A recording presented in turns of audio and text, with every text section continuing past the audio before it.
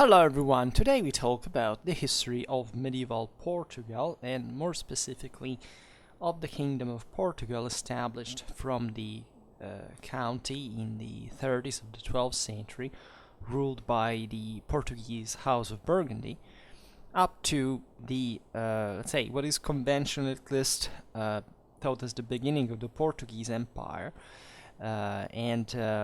including essentially the 1383-85 Portuguese interregnum, and the subsequent transition from the House of Burgundy to the House of Aviz.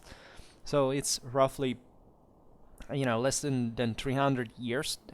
Then we will make other videos taking into consideration the before and the afterwards. So this is just a broader introduction to the history of a country that as such we never addressed individually, and we're making all these videos now to get the basics of the medieval countries' histories.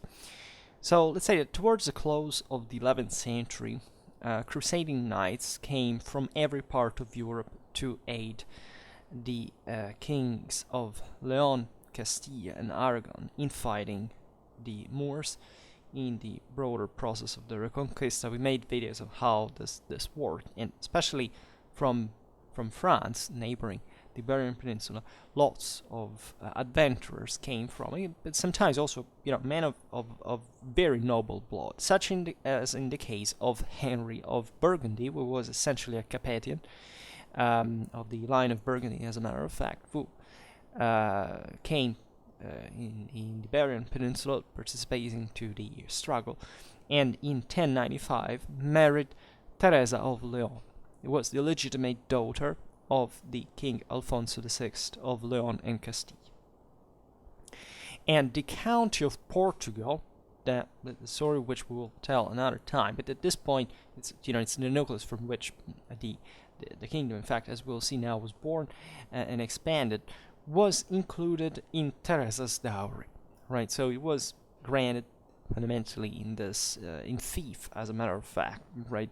Because this was in practice the mentality that still the dominating Castilian power had towards the Portuguese lands were not considered as another state proper, and so Henry ruled as a vassal of Afonso VI of Castile.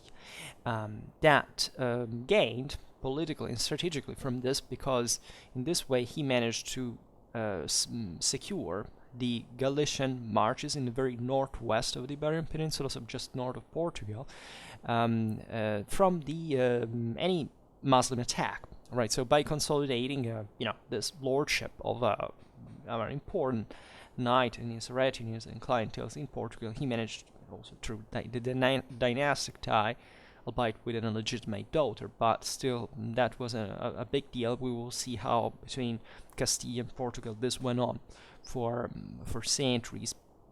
Also, well, of course, with legitimate princesses married. And in 1109, Afonso VI died, and he had bequeathed all his territories to his legitimate daughter, Urraca of Leon.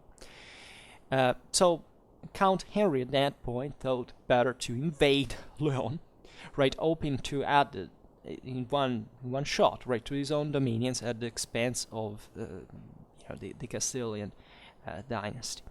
And 3 years of war followed against Urraca, that at that point was fundamentally the heiress of there were other rival claimants to the throne of Leon in the meanwhile. Here we're talking about a bit the Iberian Peninsula is a bit the far west of Europe in many ways, right? Considering this frontier area that the Reconquest had enucleated, right? This borders with this monarchies that had begun just now to consolidate, to expand, to get the upper hand over the Muslims, right? But still in a very fluid, fragmented situation.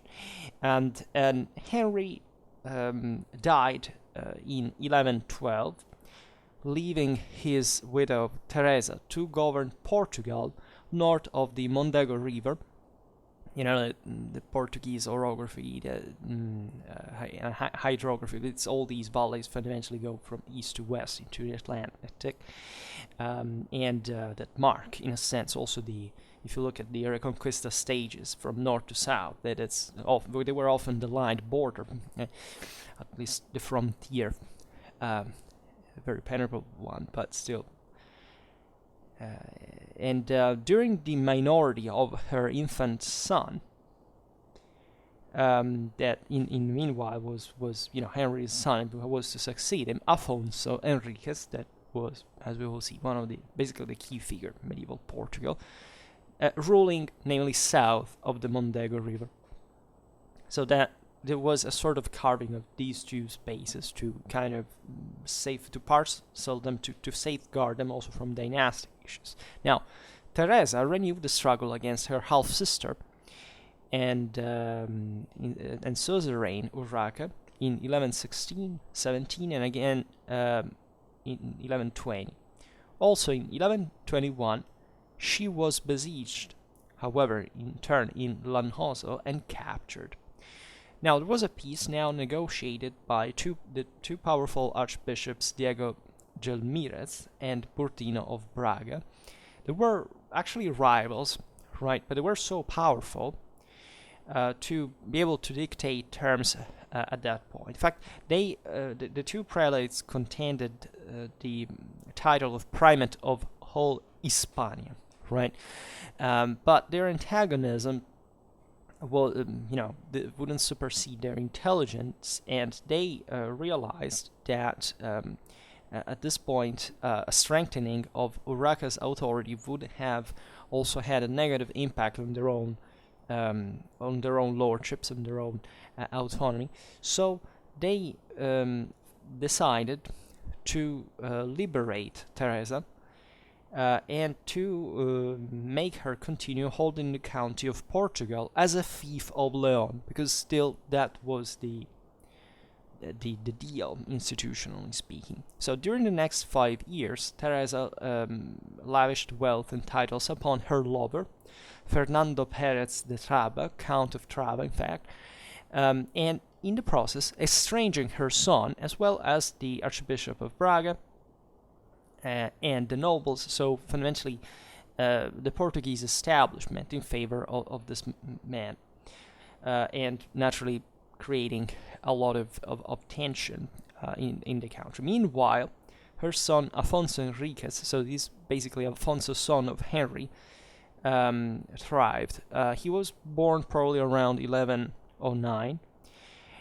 He followed his father as Count of Portugal in 1112 under the tutelage of his mother, right? But the relations between Teresa and Afonso were difficult, right?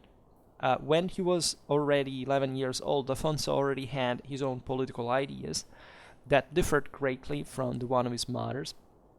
In 1120, the young prince took the side of the establishment with the Archbishop of Braga, that was political foe of Teresa, and she exiled them both, right, as a consequence. So Afonso spent the following years away from Portugal under the watch of the Bishop of Braga. In 1122, when he came of age at 14, by 12th century standards, he made himself a knight on his own account in the Zamora Cathedral.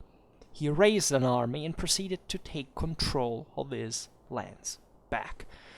Near Guimarães, and he achieved an important victory at the Battle of São Mamed in 1128 over the army of Count Fernando Pérez de Traba, and therefore his mother's lover and ally, and making his mother prisoner in the process, and exiling her forever to a monastery in Leon, where she would die in 1130. Just even think about the mindset, right? Think about not just the struggle with the parent and the exile, the tension, all the sentimental, issues with that, but also the fact of becoming a knight at 14 in 12th century Iberian in the midst of the Reconquista. I mean, these were radically different mentalities from our own. But Afonso proved to be a great ruler, and a sole one at this point, as actually Duke of Portugal, to stress the military command he had acquired, and essentially writing the instances of independence of his own country as people, the clergy, the secular aristocracy, etc., from Leon and Castile. And in fact, he also defeated Afonso VII, right, the nominal suzerain of the two kingdoms, and thus freed Portugal from political dependence on the crown of Leon. Now, on April the 6th, 1129, Afonso Henriques dictated the writ in which he proclaimed himself Prince of Portugal. So something greater than the county had been. Afonso then turned his arms against the standard problem of the Moors in the south. He enjoyed success. On July the 25th, 1139, he scored an important victory at the Battle of Henriques, and straight after, he was unanimously proclaimed in Portugal as king by his own soldiers. It was, in the broader, political institutional culture of Iberia at this time, that the success against the enemy of the faith was considered as a proof of properly in arms. These were very militarized realities of God's favor, right? And therefore, being acclaimed king on this account was a very important way to properly sanction your own personal power.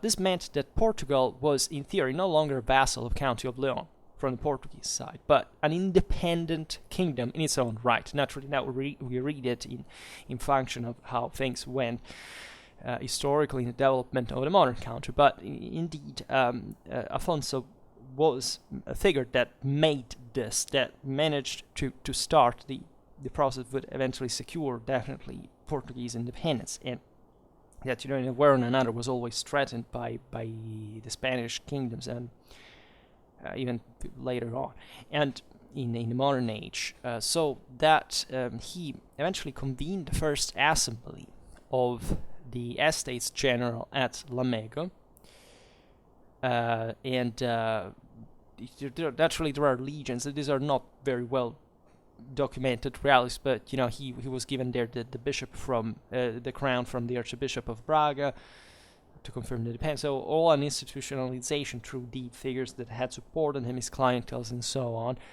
This may be actually a later, properly a modern age embellishment, but surely the mark of Afonso's reign was fundamental in Portuguese history, and the situation, in fact, was very far also from being secured properly, and internationally speaking, so much that Afonso sought the support of the Catholic Church and the Pope, that had always interfered with Iberian history ever since the Reconquista started, because these kingdoms had all been threatened from annihilation, and they also had traditionally, since Visigothic times, a different ecclesiastical tradition, so that Rome at this point had extended its own right, etc., in Iberia in exchange for legitimization, support, aid, and all these things. At this point, Afonso also wed Matilda of Savoy, so another French, like his father, and she was daughter of Amadeus III, Count of Savoy, as a matter of fact. And in the process, he also had sent ambassadors to Rome to negotiate with the Pope. In the meanwhile, he built in Portugal several monasteries, convents, and bestowed important privileges to religious orders that, as you know, were a bit the backbone of the Iberian armies, as essentially elite troops. We've made a video at some point, but talking about the monastic military orders and their role. And institutionally, in the Iberian countries, this lived on, right, differently from other areas where essentially these orders were either knocked out, swallowed, or the Teutonics kind of built another state on their own and then were defeated. Instead, here they were very important to strengthen the political development of the kingdoms. The smart move by Afonso was declaring himself direct vassal of the papacy, so essentially bypassing the king of Castilla and the one of Leon in the process, which was quite advantageous for the papacy as well, that therefore could have more influence and interference in Iberian affairs, right? And thus Afonso continued to distinguish himself militarily against the Muslims. He managed to wrest from them Santarém and Lisbon in 1147, and he also conquered an important part of the land south of the Tagus River, although this was lost again to the Moors in the following years, going back and forth essentially.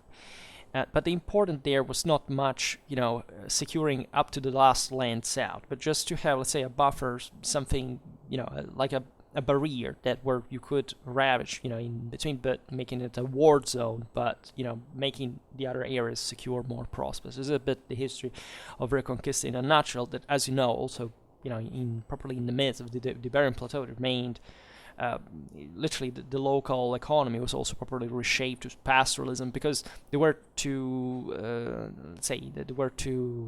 ravage the land at some point to have something more permanent. So this also shaped the economy. We made a video on the transhumance in late medieval Europe. Castilian wool was the largest production, exactly because of these huge areas that were used as pastoral fashion. In the meanwhile, King Alfonso VII of Castile was essentially Afonso's cousin, as we've seen, and half cousin through the different descent, regarded the independent ruler of Portugal still as fundamentally a rebel vassal, and the conflict between the two was constant and bitter for the following years. Even here was a constant raid, pillaging, and so on of various land. And Afonso became involved in the war, taking the side here of the Aragonese king, by the way. It was an enemy of Alfonso VII. And in order to ensure the alliance, his son Sancho was engaged to Dulce, a sister of the Count of Barcelona and Princess of Aragon. Finally, in 1143, the Treaty of Zamora established peace between the cousins and the recognition, essentially, by the Kingdom of Leon that Portugal was an independent kingdom. And Afonso was occupied in almost incessant border fighting against his Christian or Moorish neighbors, right? And 12 years of campaigning on the Galician frontier were concluded in 1143 by the aforementioned Treaty of Zamora, in which Afonso, as we've seen, was recognized as an independent of any other Iberian sovereign, right? Albeit he had also promised to be a faithful vassal of the Pope, and to pay him a yearly tribute of 4 ounces of gold in exchange. And in 1167, however, the war was renewed again. Afonso succeeded at this point in conquering part of Galicia, right? But in attempting the capture of the frontier fortress of Badajoz, he was wounded and forced to surrender to Ferdinand II of Leon in 1169. Ferdinand was technically his son-in-law, right? He was probably disposed to leniency, also because he was aware of the imminency of an Islamic invasion of Christian lands, which Portugal could provide useful assistance, right, to the same Leon. And Afonso was therefore released under a promise to abandon all his conquests in Galicia. In 1179, the privileges and favor given to the Roman Catholic Church were compensated, because with the papal bull Manifestis Probatum, Pope Alexander III acknowledged officially, and so hence internationally and religiously, because that was the foundation of it, Afonso as king, right, and therefore Portugal as an independent land with the right to conquer lands from the Moors, right, because everything was functionalized to the reconquest, and with this papal blessing, Portugal was now at least secured as a country and safe from any Leonese attempts of, say, reannexation, at least from a formal point of view, right? They would incur, first of all, in the papal, wrath, let's say, but secondly, they also would properly could not claim now easily again Portugal as a Leonese thief. And you understand how much this would have been exploited at that point by anybody, right? Not just by the Portuguese, but by any other, even internal Leonese Castilian power that would simply say, if we don't like our kings, but it often happened that there is basically, as we will see now also for Portugal, always the opposition at every single moment. And these could say, well, the Pope said that, so throwing also the clergy in, and it was extremely meaningful. And you understand also how politics was made in the Middle Ages. Now, in 1184, in spite of his great age, King Alfonso of Portugal still had sufficient energy to relieve his son Sancho, who was besieged by the Muslims in Santarém. Right, so imagine also, as we were saying before, the temper of these men, right, properly psychophysically, and to be, these were knights, militiamen for all their lives. They would spend their life on horseback, right, sword in hand, massacring people on a regular basis. After this feat, he died a short while on December the 6th, 1185.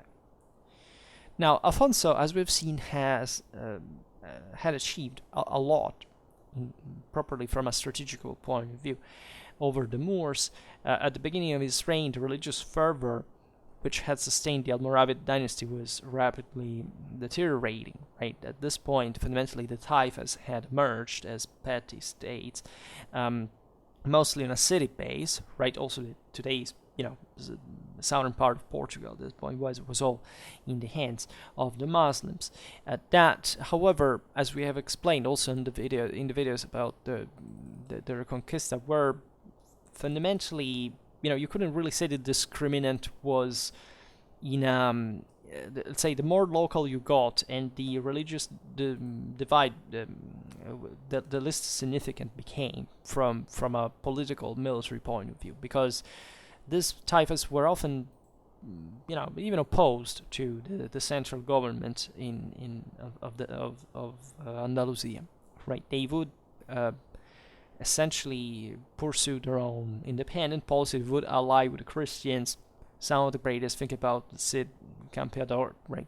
He fought for Muslim friends, also against Christians. I mean, there was a normal intertwinement, intersection of the various interests, etc. But the broader push naturally was towards the south. That was the most advanced area of Spain, and this political fragmentation that was being, let's say, especially on the frontier, pushed forward by, for example, the Almohad invasion that were destroying essentially the remnants of Almoravid power, was essentially accelerating the process. And Afonso took advantage of these dissensions to invade the Alentejo area, and this was carried out with the support of the Templars, the Knights Hospitallers, right, that had their respective headquarters in Tomar and Sur in Portugal. And on July the 25th, 1139, Afonso had also defeated the combined forces of the Moors on the plains of Orique in Alentejo itself, as we have seen, and the legend goes that this victory would fundamentally have routed 200,000 Muslims and under 5 different kings. Right, naturally we're talking about not even if we count in the tens of thousands, we can be completely sure that these are realistic names. So much that in 1140 the Moors were able to seize the fortress of Leiria, right, that had been built by the same Afonso in 1135 as an outpost for the defense of Coimbra, that was his capital. In 1144, the Muslims also defeated the Templars at Soure. But on March the 15th, 1147, Afonso himself stormed the fortress of Santarém, and at about the same time, a band of crusaders on their way to Palestine landed at Porto, right, and on June the 16th, 1147, they volunteered for the impending siege of Lisbon, right, and among them there were many so-called Franks from France, England, Flanders, Germany, who were afterwards induced to settle in Portugal, right, and aided by such powerful allies, Afonso captured Lisbon on October the 24th, 1147. And the siege of Lisbon in 1147 is quite famous, right, because Lisbon was a major city, as you know, on the coast, and still today, in fact, the capital of Portugal, and the dynamic of settling Western knights in lands that were not completely, let's say, Francicized, right? Was the norm for such rulers to strengthen their own power. We've seen it at the margins of the Frankish world. We've seen it in, I don't know, the Western Slavic countries, in Hungary. Well, the Iberian monarchies were already quite influenced by Frankish politics, institutions, military, etc.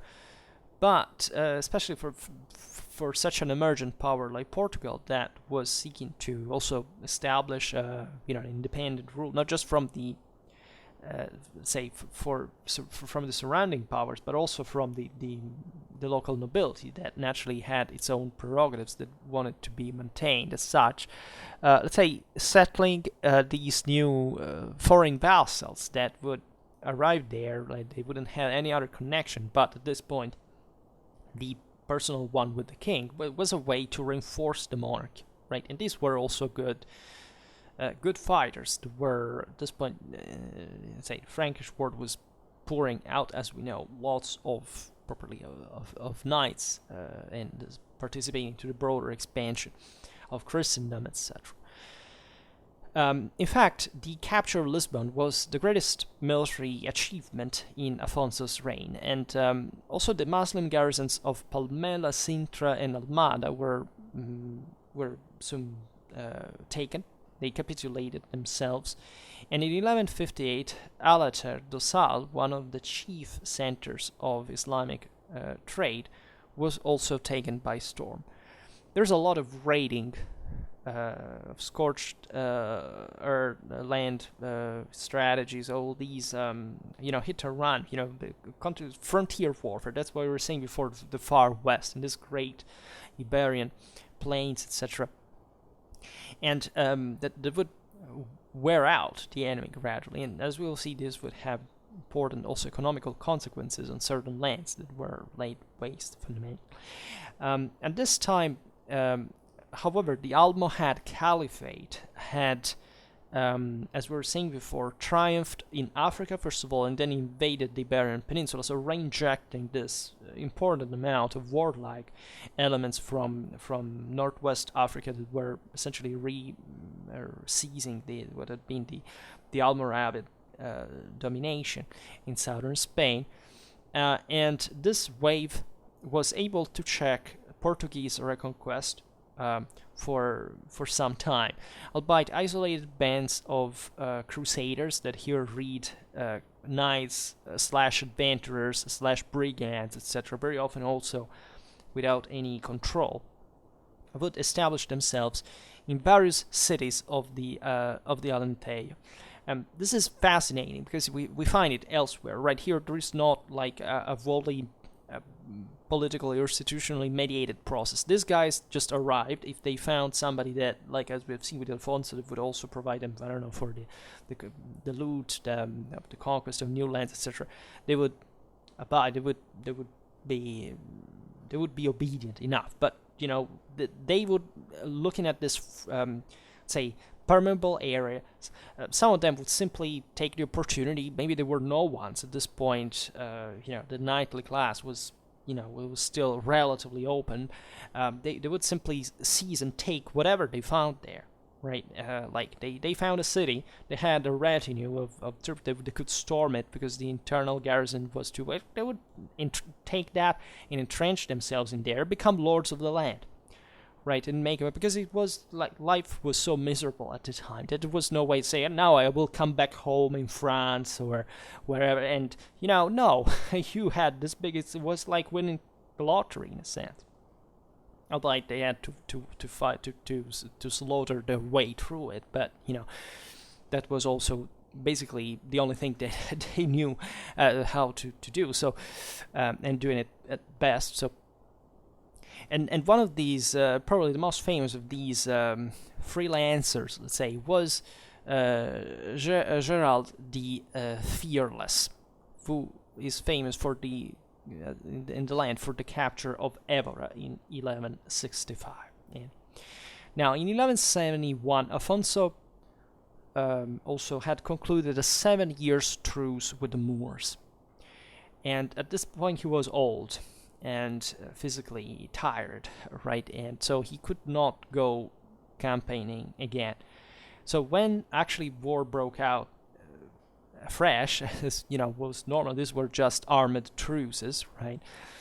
He delegated the chief command to his son and successor Sancho, right? And between 1179 and 1184, the Muslims actually retrieved many of their losses in Alentejo, but were unable to retake major centers of Santarém and Lisbon. Now, in 1179, as we've seen, the papal bull Manifestus Probatum had acknowledged Portugal as an independent nation. Right, Alexander III carried out the thing, and Afonso and his heirs were also recognized by the same document as the rightful kings of Portugal in the future. So it was not just a matter of recognizing Afonso as a king, as a ruler, but also securing the succession of his heirs to the same kingship. Afonso died, as we've seen, in 1185, and he had secured for Portugal both status and the name of an independent kingdom. And it was a big deal, if you realize how it happened. He had extended the southern frontiers towards from the Mondego up to the Tagus River. He had laid the foundations also of a navy, at least for seizing some coastal centers at some ships, in the shipyards facilities, like nothing dramatic, let's say, and fundamentally no kingdom in Europe had anything like a permanent navy or something, but still it was an opening on the sea that was particularly important. And he also had importantly strengthened, if not maybe not properly inaugurated, but surely reinforced in a substantial way, the link between the crown and the military orders that are, by their own mechanism of administration and succession, way more reliable realities than the secular vassals. And Afonso's reign is remembered thus as an important step forward, also in the military consolidation, but also in the maritime and almost colonial development of the nation, as Portugal would go on open to the Atlantic to actually pioneer the age of exploration, first then encountering Europe. Now, Sancho I continued the war now as king against the Muslims, the Moors, with varying fortune. Let's say in 1189 he captured Silves, that was the capital of the Algarve. That, as we will see, would cause also a lot of problems with the Castilla and Leon, because they thought it was their land, by the way. In 1192, however, he lost it back, right? And together with also the greater part of the Alentejo, including Alcácer do Sal and to the Almohads, right? And this brought to a peace, to negotiate, because it had been too much of a loss. Now, for the following 8 years, Sancho was troubled by conflict with Alfonso IX of Leon, and we don't know exactly what the problem was, but we can imagine in general, for broader, for the inherent still competition, let's say hostility between the two eras that had thus separated but continuing to interfere with each other. And this situation ended in 1201, and the last decade of Sancho's reign was essentially a peaceful period of reform, so much that the sovereign earned the name of povoador, so essentially the populator. Consider that this was a moment of great demographic and economical expansion in Europe, and Portugal made no exception. Now, Sancho also exploited this dynamic to extend, let's say, to grant some rights to the cities, to legalize certain means of self-government of such communities, which in the Iberian Peninsula had an important tradition since Roman times, eventually passing through the Visigothic and Islamic rule that had extended them and improved them also. So there were florid areas. We made recently a video on the Mudeyyars that also are, there were these properly the Muslim or also Jewish communities that played a very important role in the Reconquista, because especially in the first days, in order to win these cities over, they were granted enormous autonomies, and they were usually active. They were rich, productive classes and so on. And Lisbon had already received in 1179 a charter from Afonso I. Sancho also endeavored to foster immigration and agriculture, so that this could provide specifically larger estates to the military orders and the cities, so that this could become richer through colonization, cultivation, etc., and thus countering the secular nobility that would, and also the church, by the way, because these were very powerful, and this was a way of countering the their influence on the crown was very consistent. Towards the end of his reign, Sancho, however, was in disagreement with Pope Innocent III. At this point, the papacy is literally ruling all over Europe. It's the apex of papal power and domination historically, and he had insisted that priests should accompany their flocks in battle, right, and had made them amenable to secular jurisdiction. Thus, the papacy was worried about this, because it meant that the clergy would become weaker in Portugal. And Sancho even essentially stopped at some point paying tribute to Rome, and even claimed the right of disposing of ecclesiastical domains, which was a very radical policy by those times. Now, also he finally quarreled with Martinho Rodrigues, the unpopular bishop of Porto, who was besieged for 5 months in his palace and then forced to seek redress in Rome in 1209.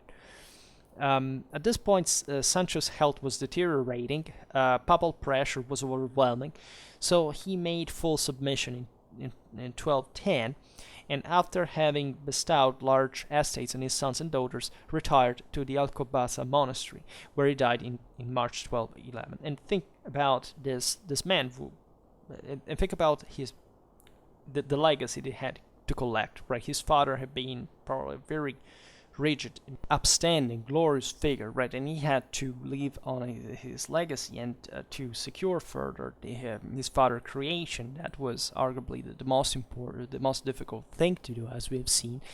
And defeats against the Moors, this clash with Rome, etc., he probably tried his best, but he realized in the end that he had to give up, and therefore also by he would feel defeated about it. He wanted salvation, presumably, as people wanted those times, and that's why he retreated willingly to a monastery. He was succeeded by Afonso the second, who was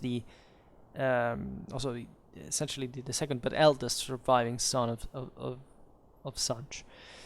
That summoned for the first time the Portuguese Cortes, the parliament properly, to which the upper hierarchy of the church and the nobles, so the Fidalgos and Ricos omens, were summoned by royal writ. Afonso II, so he ruled between 1211 and 1223, was not much of a military man, but in 1212 his contingents participated to the Battle of Las Navas de Tolosa, right, the greatest Christian victory of the Reconquista, essentially led by the Castilians, but counting as a coalition, but counting troops from many countries, not just in the Iberian Peninsula. This was an event of major consequences because it opened the road for southern Spain, to properly the Atlantic on southwestern Spain for Castile. So it was a major turning event that also would even partially freeze the Reconquista and would make the Iberian kingdoms at that point mostly fighting against each other, because it was the Muslim threat was dramatically resized. And as we will see, in fact, they would start aligning even with the Muslims to fight against each other. So on the wake of this, in 1217, the ministers, bishops, and captains of the realm, reinforced by foreign crusaders, retook Alcácer do Sal in Portugal. So Afonso II also repudiated the will of his father, refused essentially to surrender estates left to his brothers, who went into exile, and only gave up the property bequeathed to his sisters. Right, and this produced, after a long civil war, by the way, in which also Afonso IX of Leon took part actually in favor of the king, and even then Afonso compelled the heirs to take the veil, right? And this attempt, let's say, to strengthen the monarchy and to fill the treasury at the expense of the church, however, resulted in his excommunication by Pope Honorius III, and this would make stay Portugal under interdict until Afonso II's death on March 25th, 1223. Sancho II succeeded at the age of 13. And to secure the removal of the interdict, the leading statesmen of Portugal that had identified with his father's policy, such as Gonçalo Mendes, the Chancellor, Pedro Annes, the Lord Chamberlain, Mordomo Mors, it means the major majordome, and Vicente, Dean of Lisbon, resigned their offices. Estevão Soares, Archbishop of Braga, that had maintained, as we've seen, as an archdiocese, an important institutional role in the kingdom, placed himself at the head of the nobles and churchmen who threatened to usurp the royal power during Sancho II's minority, and negotiated actually an alliance with Afonso IX. By which it was arranged that the Portuguese should attack Elvas while the Castilians Badajoz. Now, Elvas was conquered from the Moors in 1226, and in the year after, Sancho assumed control of the kingdom. He reinstated Pedro Annes, made Vicente Chancellor, and appointed Martim Annes chief standard bearer, Alferes Mor, that is the chief military official. And he continued the crusade against the Muslims, who were driven from their last strongholds in Alentejo, where war was going on again for more than 1 century.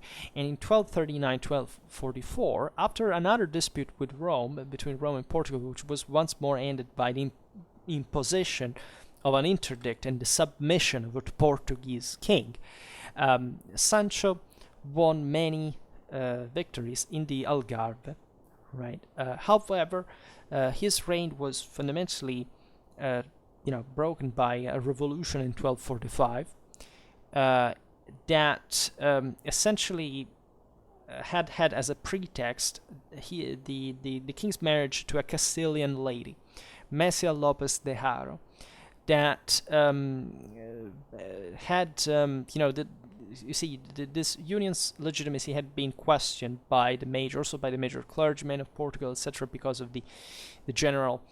Here at this point, the new trend was that the various kings of the Iberian Peninsula would start kind of backing each other, winking at each other to kind of suppress kind of position in the figure of the leading clergy and noblemen in the kingdom, right? So this interference, the fact that the king had married probably legitimately this Castilian noblewoman, because there is no proof that this would have been otherwise, but it was indeed fueled by, if you want, from one side also a kind of a national, a proto-national, if you want, feeling, etc.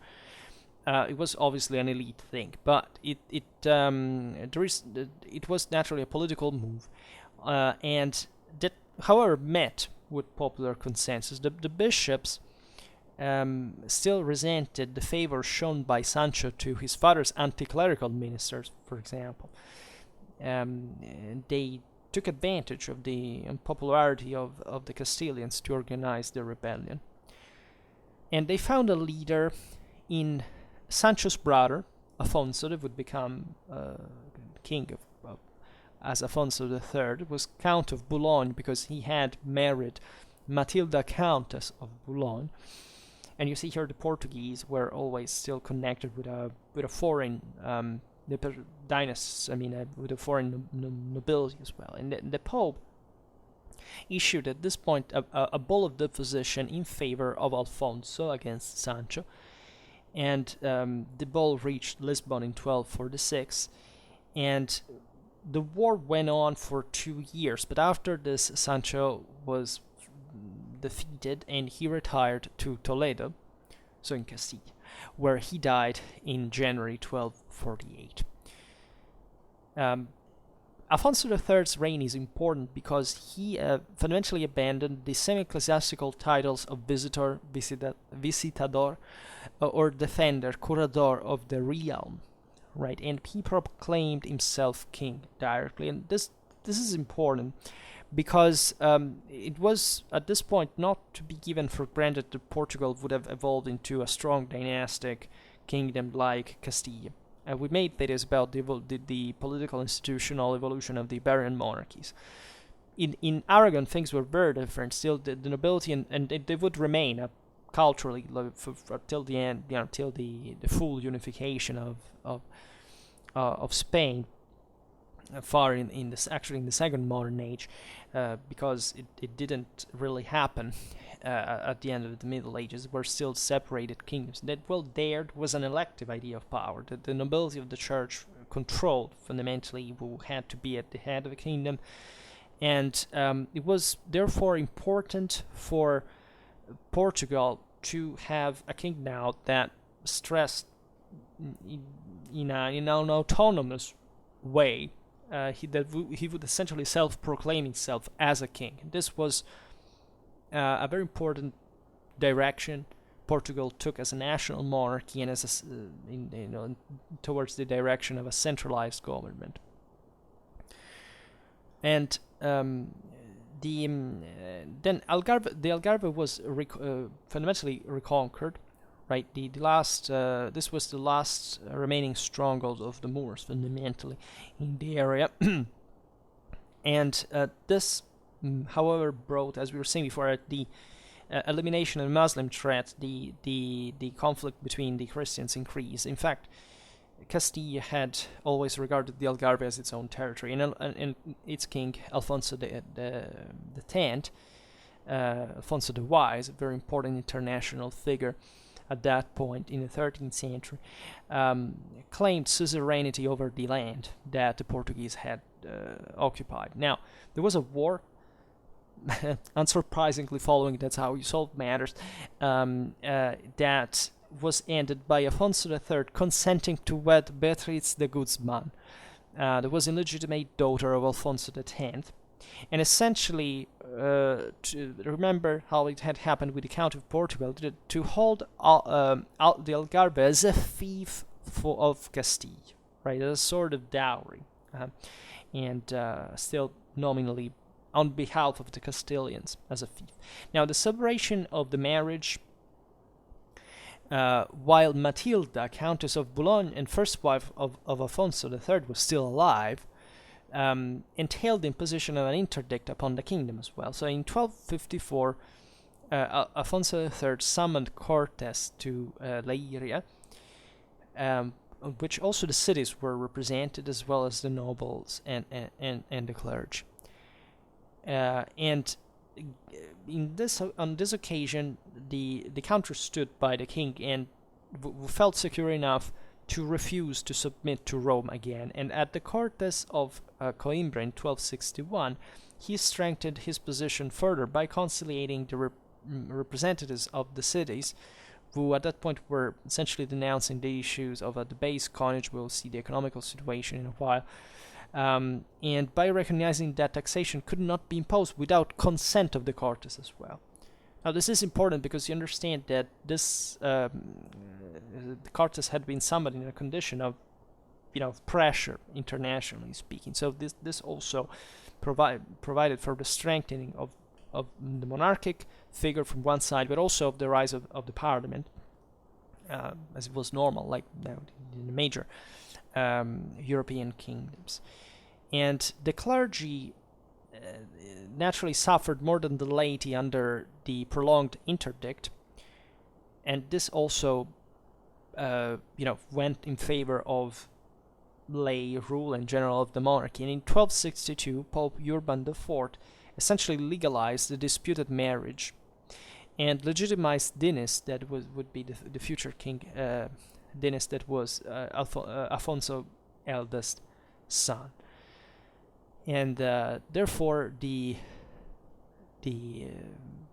conflict between church and crown for now was also settled. Now, the monarchy, in a sense, won this because it had managed to maintain the support of the cities, of the military orders, and also the prestige of its armies in the struggle against the Muslims and the Castilians. Portugal had an important military tradition in this regard because it, as we will see now, increasingly more than once it owed its independence mostly to the fortune and capacity of arms. Right, this was a warlike monarchy tendentially, and in 1263.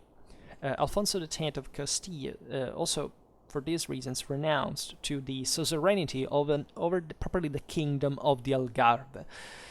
And at this point, Lisbon was recognized as the capital of Portugal as well. So you see here there is properly the settlement of something that will last would last for good. And Afonso III continued his reign until his death on February 16, 1279, and that triggered also new upheavals, the rebellion of 1277-79, the rebellion of Dinis I. The main problems of the monarchy were at this point not much the threat of a foreign invasion that naturally was always somewhat there, but properly, and in order to properly also withstand that, the internal ones, so essentially political, administrative, economical ones. The reign of Dinis was troubled by war, and as we've seen at the beginning, it was a struggle with his brother Afonso. Right, it was brief civil war ensuing, and the hostilities between Portugal and the reunited kingdoms of Leon and Castile that had always been somewhat impaired, but now were altogether terminated in 1297 by a treaty of alliance, and in accordance with which Ferdinand IV of Castile married Constance, daughter of Dinis, while Afonso, son of Dinis, married Beatrice of Castile, daughter of Ferdinand. And there would be a further civil war outbreak between the king and the heir apparent that was averted in 1293 by the queen consort Elizabeth of Portugal. Had married Dinis in 1281 and was canonized for her many virtues in the 16th century. In fact, she rode between the hostile camps, succeeded in arranging an honorable peace between her husband and her son, negotiating it. And she's an interesting figure for sure. And these wars were not particularly disruptive because they were short fundamentally, and they were dynastic in nature, so they didn't mirror some greater division within the country. However, the same Portugal at this point had to be properly made into a country properly from a national point of view. It was still divided, right? There were different components. There were the Muslims, the Mozarabs, mostly in the south, then the Galicians in the north, the Jews, the foreign crusaders, right? So this had been actually a richness for the country that had, for the monarchy specifically, because it had managed, as we've seen, to float on them. These are policies that are to be found in any kind of multi-ethnic area that, at that point was, let's say, exploited in its divisions, not to make any of these groups kind of, become too powerful, and to counter specifically in the process the higher nobility, both secular and ecclesiastical alike. But still, there were different interests, different mindsets, etc.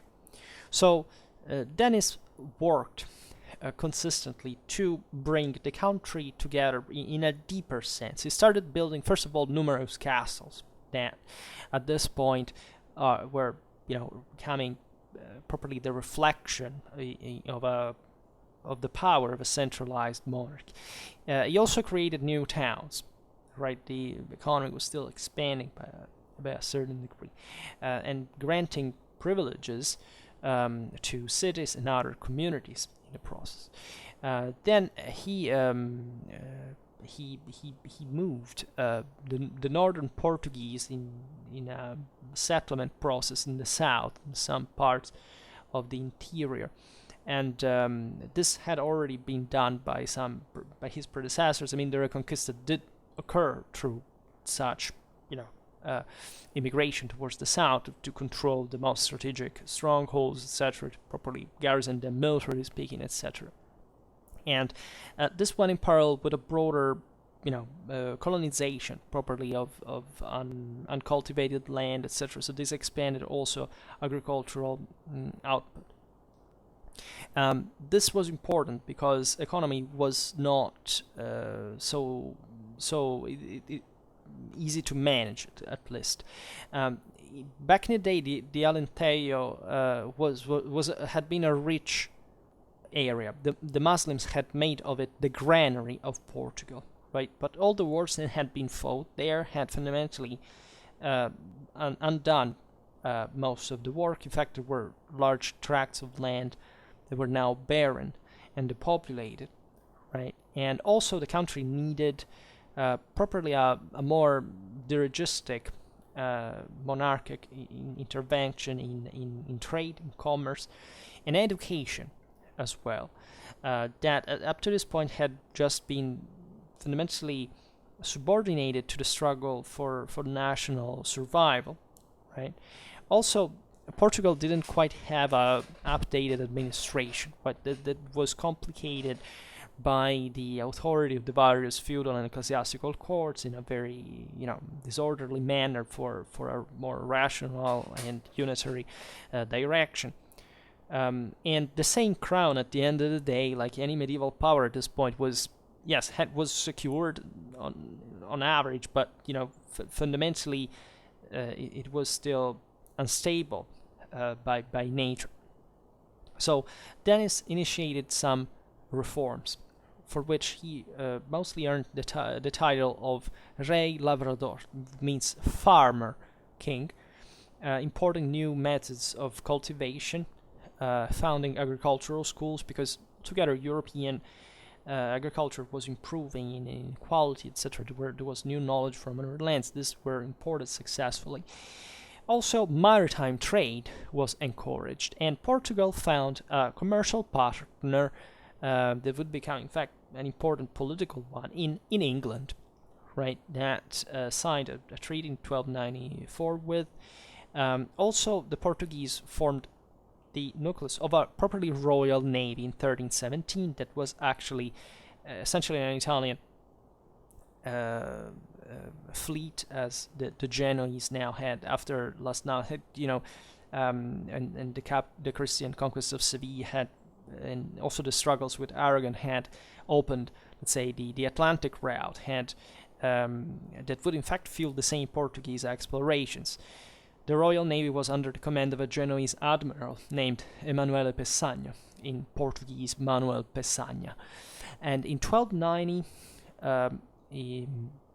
Dinis founded the University of Coimbra as well. Universities, as we've seen, made lots of videos about them, were necessary for providing properly the intelligence and properly the administrative, juridical clerk personnel for making modern administration working at the time. And the University of Coimbra actually started in Lisbon. It would be transferred just 18 years later to Coimbra, and definitely secured by the latter city in 1537. The same Dinis was actually a learned man. He was a poet, a patron of literature and music, and he also proclaimed Portuguese at that point to be the language of the state, properly a nationalization. The Portuguese had spoken at that point, like the Portuguese dynasts had spoken differently. Like it was mostly Castilian, and also there had been these foreign injections, also French at some point, as we've seen. So this was broadly, as we've seen, a process of national recompaction from a cultural point of view under some standard recognized cultural references. And Dinis also worked to centralize government, as we've seen, to limit the jurisdiction of feudal courts through administrative means. He also, this is very important, encouraged and nationalized the military orders, because this could be now formally an institutional tool of the monarchy. In 1290, the Portuguese Knights of the Order of Santiago were definitely separated from the ones of the Castilian order, so that even within the same monastic military orders there was a national split. The Knights Hospitalier in Portugal and the Order of Saint Benedict of Aviz had already been established, their traditional dates of incorporation being 1113 and 1162 respectively. And this reigned so also contemporarily the condemnation of the Templars by Pope Clement V in 1312, mostly with their purge in France, yours Philip IV. That saw the extermination of the Templars, but that, however, managed to escape in some number in other countries. And the Papal Commission investigated the charges against the Portuguese branch of the order and found them, innocent, let's say. And the Templars, at this point, were rich, influent, loyal, right? They were suffering naturally of the loss of the Holy Land, and therefore they were in search properly of a patron, somebody that could, protect the order. And Dinis, in this sense, had been relatively in conflict with Pope Clement V, because had fundamentally supported the Templars in spite of all, right? And in order to preserve them, he changed their name into the Order of Christ, right? And which would receive papal blessing in 1319, and that would be very important also in the future history of Portugal during its colonial expansion. Dinis was followed by Afonso IV, the Portuguese throne. He adhered to the matrimonial policy initiated by Dinis. He arranged, in fact, that his daughter Maria should wed Alfonso XI of Castile in 1328. However, negotiations failed, a war broke out, and it went on for a couple of years. After Queen Isabella had again intervened, Peter, the heir, that afterwards would marry Constance, the daughter of the Duke of Peñafiel, that was near Valladolid. And Alfonso brought a strong Portuguese army to aid the Castilians against the Muslims of Granada and their African allies. And we made a video about this, that is the Battle of Rio Salado, right, near Tarifa, where the Portuguese essentially composed the left of the Christian army. And Afonso participated in the battle, obtaining at that point the title of the Brave. This was in 1340, and acquiring further prestige. And as we've seen, and supporting Castilian process as a common effort against the Muslims that were about essentially to relaunch an invasion of mainland Spain. And in 1347, Afonso IV gave his daughter Eleanor in marriage to Peter IV of Aragon, right? And later on in his reign, there is this very dark story, romantic at the same time, concerning his son Pedro I, who essentially was in love with Ines de Castro, was eventually killed by men of his, they say, that had opposed the marriage. And then Pedro fundamentally would spend his life killing the martyrs of the woman, and so much he had her re-exhumated and crowned as queen posthumously, and obliging everybody to perform it. He actually carved the earth out of the two of the killers that had decapitated her. So it's something very crude, actually, but it's also romantic. The two are buried in a monastery together, one in front of the other, so that on the Judgment's Day that they could, by opening the eyes, watch each other again. For the rest, Pedro I's reign, in fact, succeeding Afonso, was essentially concentrated in administration of justice that he frequently carried out in person, and sometimes with considerable cruelty. And not just for the vengeance of the murders of Ines de Castro. And Pedro strengthened central government at the expense of aristocracy in the church by a stern enforcement of law and order.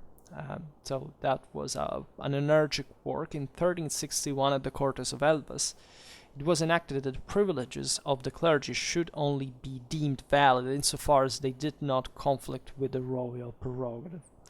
Pedro maintained friendly relations with England, too, where in 1352 Edward III issued a proclamation in favor of Portuguese traders, and in 1353 the Portuguese envoy Afonso Martins Alio signed a covenant with the merchants of London. Remember here all the Genoese connection that reached properly London, and also the Flemish markets, and the Portuguese fit in. And so this guaranteed Portugal and England mutual good faith in all commercial dealings. There was a moment of peace also in these last reigns, as you understand, compared especially to the other Christian kingdoms. And this helped Portuguese prosperity and culture.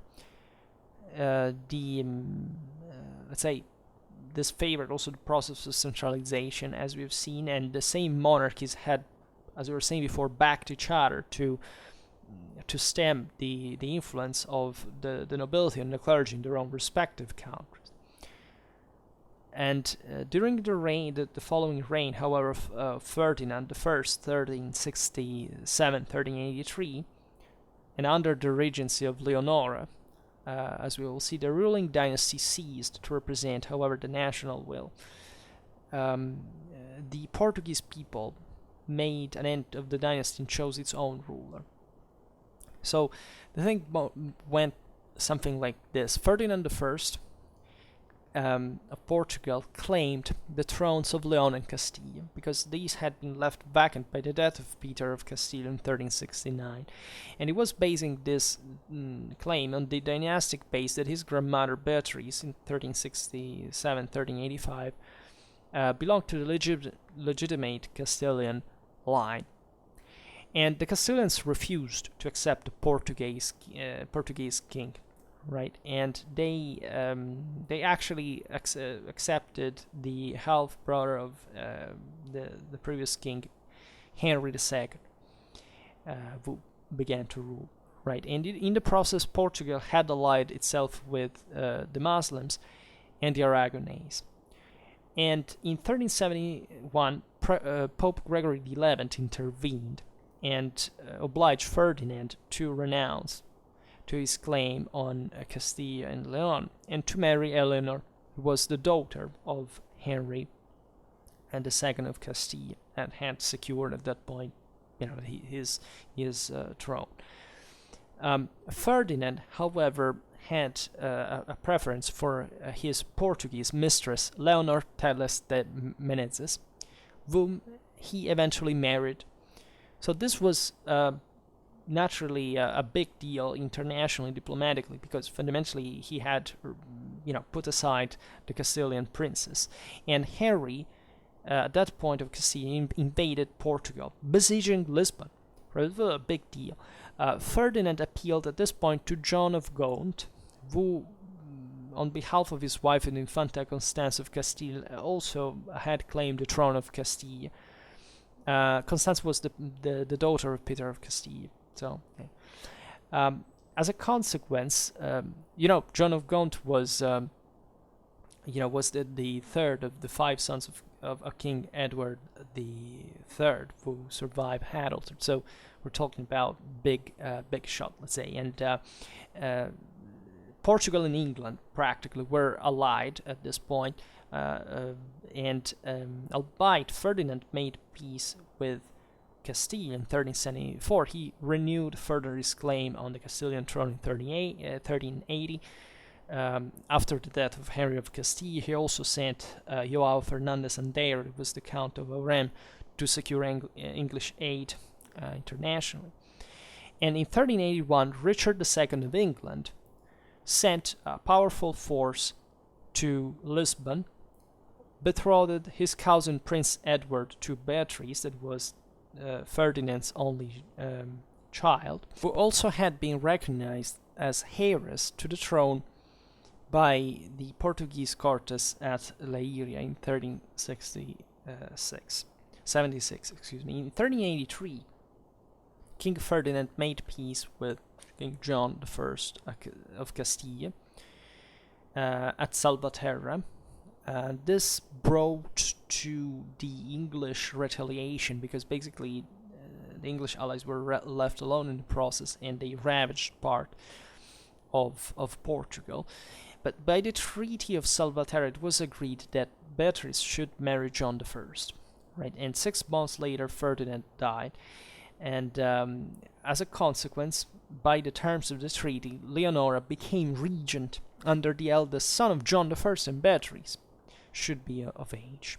So this opened to the so-called Portuguese interregnum, and also that was complicated by the fact that Leonora had carried on a relationship with the Count of Orem that was a bit of a shady figure. Like, he plotted with England, Castile, etc., and the Portuguese aristocracy wouldn't like him at all, and this brought to a rebellion, right? And that would bring essentially to the end of the House of Burgundy and the beginning of the one of Aviz on the Portuguese throne, right?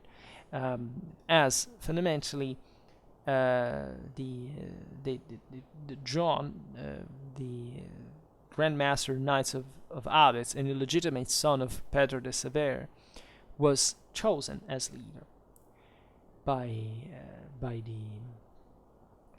the rebels, and at this point, in fact, also the same Count of Orem was assassinated in the royal palace on December the 6th, 1383. Leonora fled to Santarém and summoned aid from Castile, because she said, what the hell, they want to take me out as well. And John, at this point, was proclaimed defender of Portugal.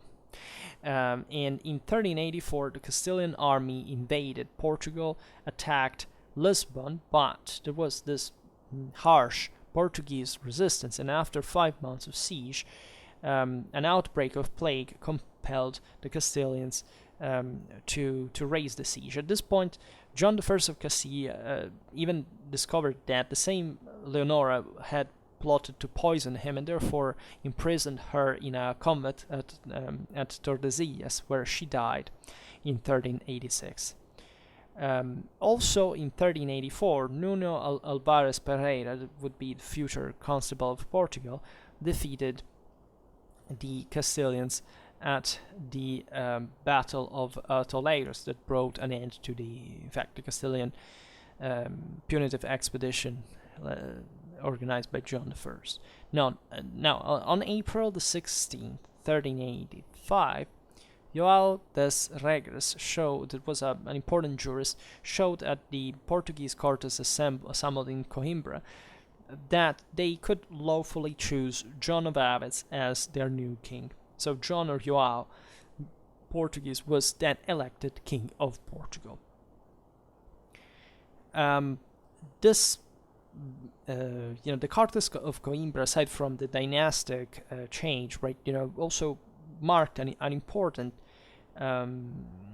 affirmation of Portuguese national monarchy in the process. The choice of the Grand Master of Aviz was ratified by the old alliance between the crown and the military orders, that, as we've seen, turned out useful, as you understand.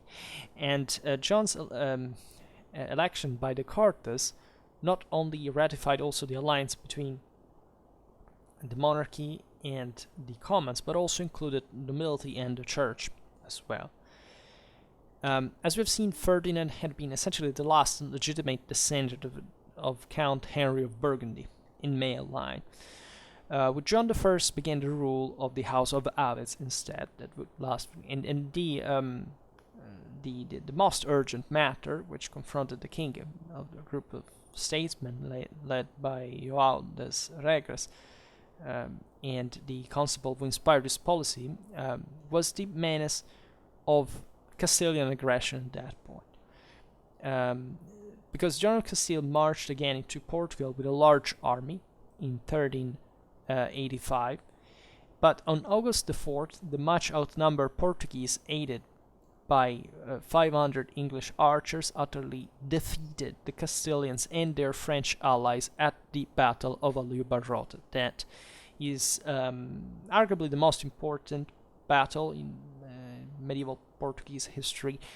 We will have to make a video about this, because this victory sanctioned, definitely, you see, there is a moral dimension, as we study Clausewitzionally speaking, in war, and this one showed fundamentally Portuguese strength as being alone satisfactorily to defeat the stronger rivals in the peninsula, Castile, even more backed by France. So we'll see that in numerical inferiority. So it was properly a great Portuguese resilience in the process that proved how strong the Kingdom of Portugal had grown by this time, historically.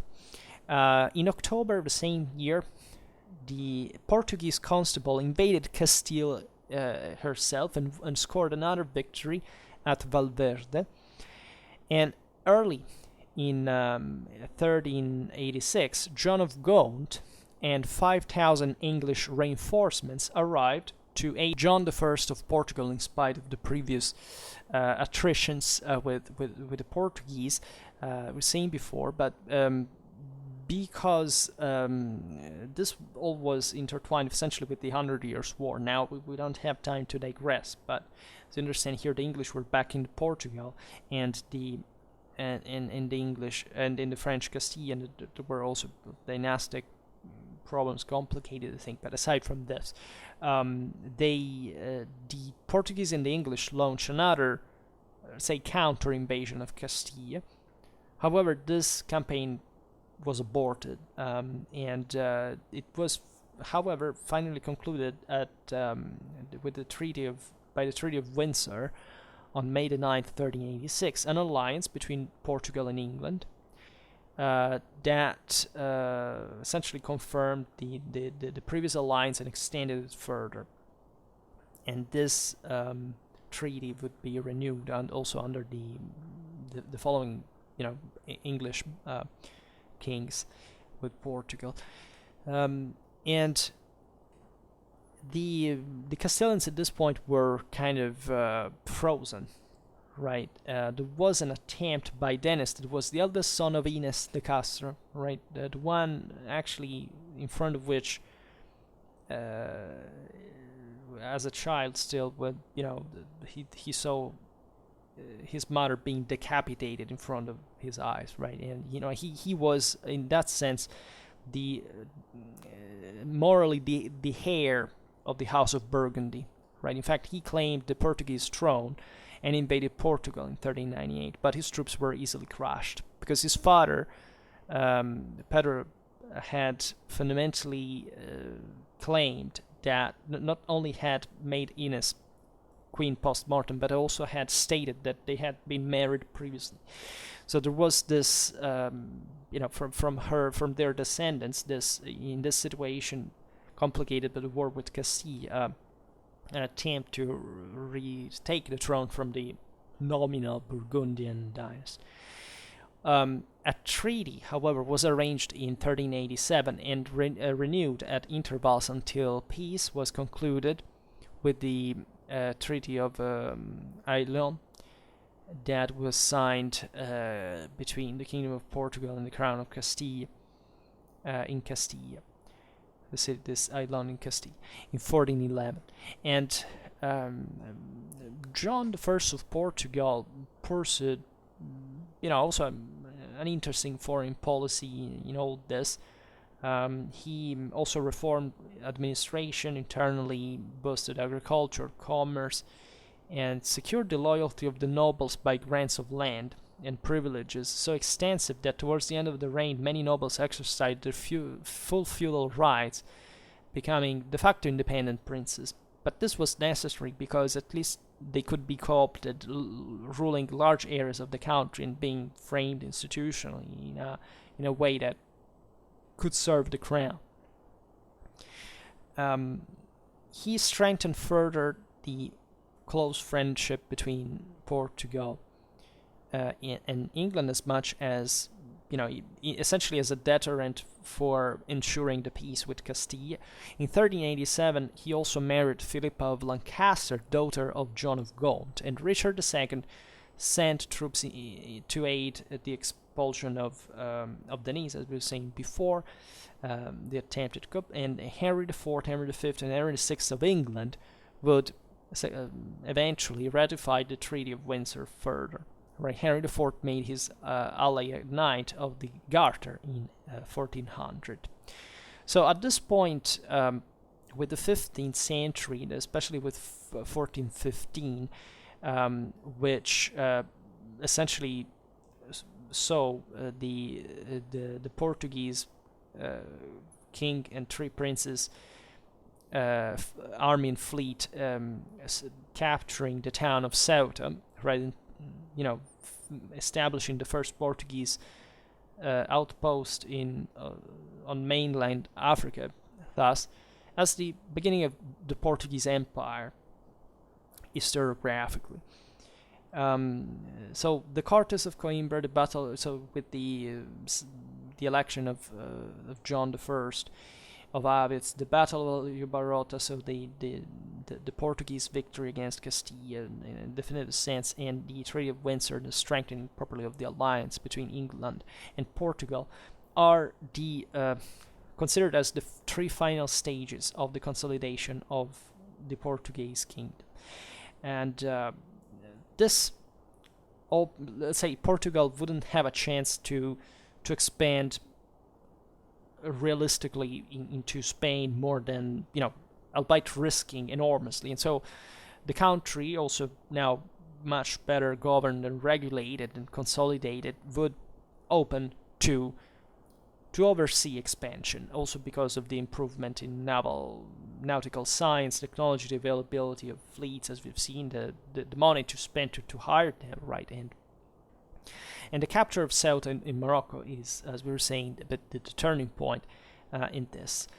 The three eldest sons of King John and Queen Philippa, that would be Edward, Peter, and Henry, the latter celebrated as Henry the Navigator, right, a central figure in the early days of the Portuguese Empire in the 15th century, European maritime discoveries and maritime expansion, desired to win knighthood by service against the Moors. So even this further expansion was still thought as the natural prosecution overseas of the crusade against the enemies of their country and creed.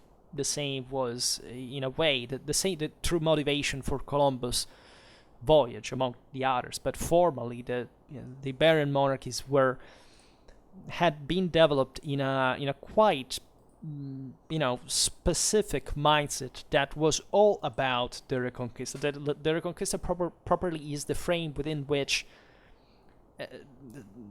Spain and Portugal were born, right? And they would see themselves at this point as the champions of Christianity, as the winners, and also remaining in this space, in this culture, this Iberian world that it's truly unique in Europe in itself. It's something a bit also on its own fundamentally, and that had developed in a quite peculiar fashion altogether, and with these resemblances between the three major kingdoms, aside from the obvious differences as well. So in another video we will essentially talk about the unfolding of these events, how the process went on.